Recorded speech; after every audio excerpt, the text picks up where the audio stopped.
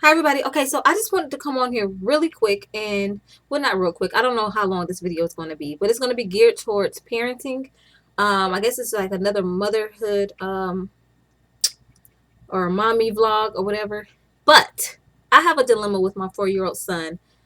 He just turned 4, 3 going on 4, and he's the middle child. And I always hear about people get some people get in the middle child rub where the babe when of course the older child who gets in more trouble or who needs who needs to be disciplined more and who sets the example, who sets the precedent for how everybody else is going to fall in line, needs your attention. And then the little baby who it's just the baby who constantly by default gets attention, right? Okay, so that's how our household has been set up. And I've had like Isaiah and Amir and Eli, my oldest and my youngest, have similar personalities. They're very flamboyant, very rambunctious children. Isaiah is too, but he's way more reserved, a little bit shy almost. Um, but those other two, they stay flipping on my furniture, tearing stuff up in my refrigerator. Isaiah does it too, but not as much. Like if he sees them do it, he'll go do it too. You know what I mean? So, I, I know I got a lot going on. I'm saying all this to say, because of that, I let Isaiah's speech fall by the wayside, and he's not speaking how a 4-year-old should be speaking. He's not speaking in full sentences. He'll hit me with 2 words, so I understand what he's saying. And part of that was because he was such a good child, and the other 2 were. I'm not gonna say they weren't good, but they were just different. They require a lot more of my attention. He kind of kept to himself. He didn't really bother anything. And he would sit still. He didn't cry a lot. He didn't demand too much of my attention. So I was like, thank you, God, for giving me a wonderful baby who doesn't stress me out all the time. But that's a parenting mistake on my behalf because now he's not speaking like he needs to be. So now I'm like doing this crash course thing during the summer and trying to get him speaking at a 4-year-old level. And he'll talk, but it's like jumbled. And I'm like, I don't understand what you're saying. What are you saying? And he'll hit me with a keyword like Kung Fu Panda or tire swing or rocket or popsicle or popcorn. I'm like, oh, that's what you want. Okay, cool. So I can go get that for you. And then he'll say, and he, of course, he knows please and thank you and hi and good morning, good night, I love you.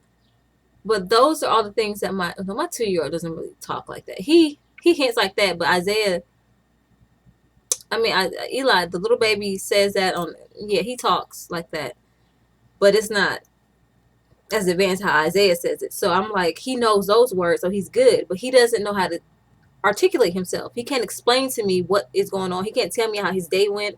He can't say, I went outside and played today. I got on the swing. I went down a slide. He can't say that to where people can understand.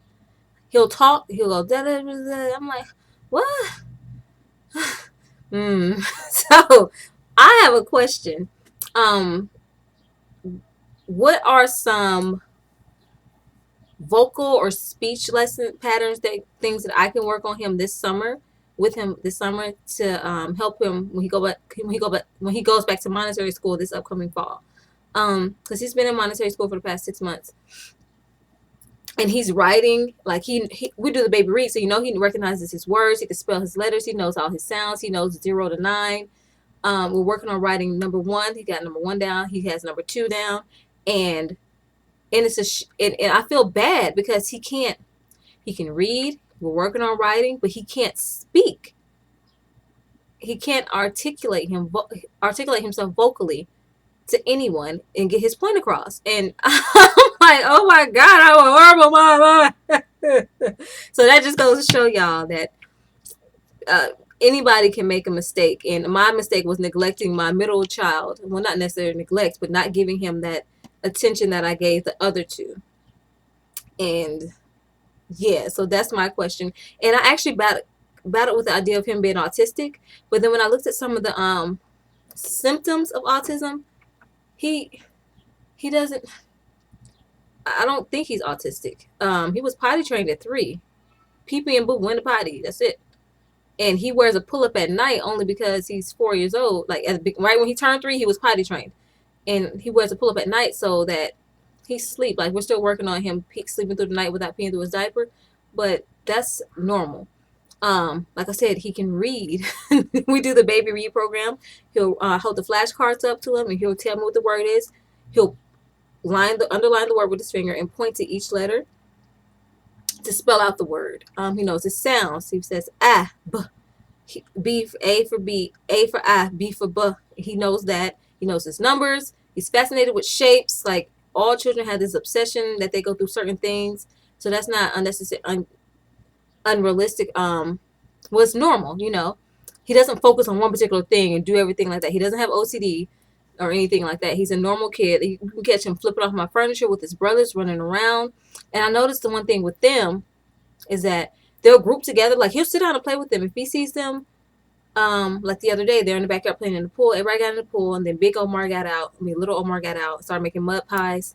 Then Eli got out, and Isaiah was like, "Hey, what about me?" So he got out, started making mud pies too. And they play really well together, but they also need their space from each other. So I don't think them. I like they'll go in their different sections, and one will play with Iron Man, one will play with Spider Man, one will play with a puzzle.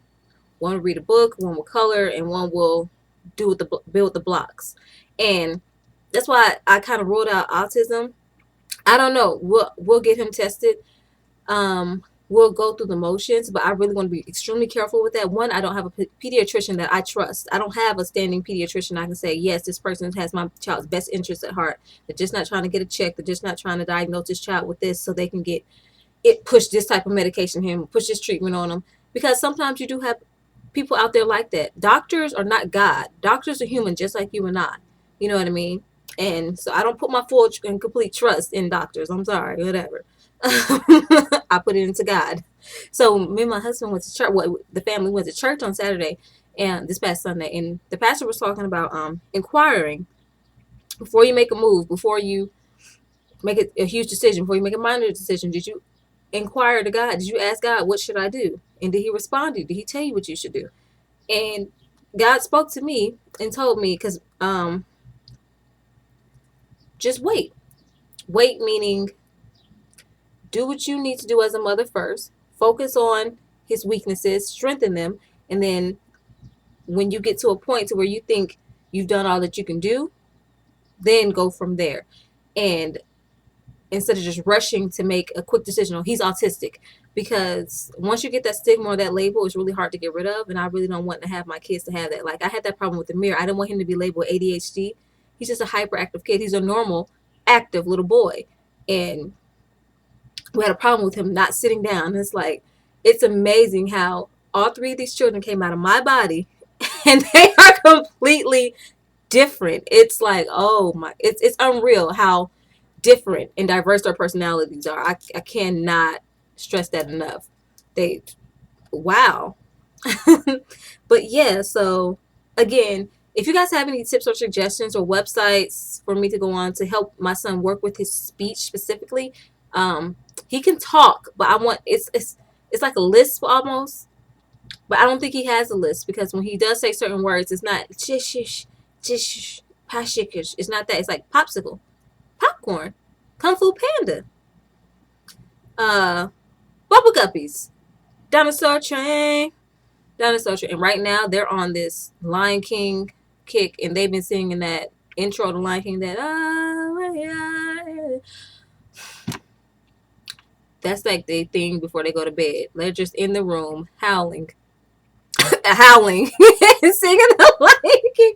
And it's cute. I let them do it, whatever. And then after a certain amount of time, I'm like, hey, just go to bed. Make too much noise. My ears cannot take any more Lion King intro. But yeah, so he sings his alphabet song. He sings Twinkle Twinkle Little Star, Happy You Know It, Clap Your Hands, Head, Shoulders, Knees, and Toes, and he can actually do the functions. He's a very active little kid. We had him in basketball this past winter. He wasn't trying to look at that basketball. So, but after basketball season, because they didn't know how to play it, they never kid. Like I don't know how to play basketball, but after that experience, they come home with their little basketball court and they shoot baskets and they get excited when they make their baskets. And it's just that I don't think he's autistic. I don't, but I'm not omitting the idea. It's just that the symptoms for me aren't there. And like I said, I'm going to do this extensive course with him, with his reading and with his writing, because he's already on course to reading and writing. I just need to get his speech up to his age level or higher. Okay, because we excel in this family. We do not settle for mediocrity. Okay, um, yes, but this kind of brings me back full circle to when I made this video about this time last year about how I wanted to go ahead and finish up school and work and not be a stay-at-home mom because it's so stressful. Like, I don't want to look at kids all day. I'm tired of looking at them. And God has a plan for everything. And his plan for me was to sit back and raise my 3.5 boys. This is another boy, and the 3 I already have. And I'm so blessed and so fortunate to have this opportunity to stay home with him and work on it. Like, so I don't have to be like, oh, I have to go to work, so I can't work with my son on his speech. You know what I mean?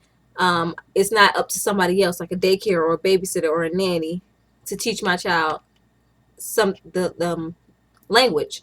Something that I should have taught him a long time ago. And I'm kicking myself, but now that I recognize it, I'm rectifying the problem. Not well, adjusting what he already has. I'm not gonna say he has a problem because it's not a problem, but yeah, that's it. I'm just getting my life together and getting him together.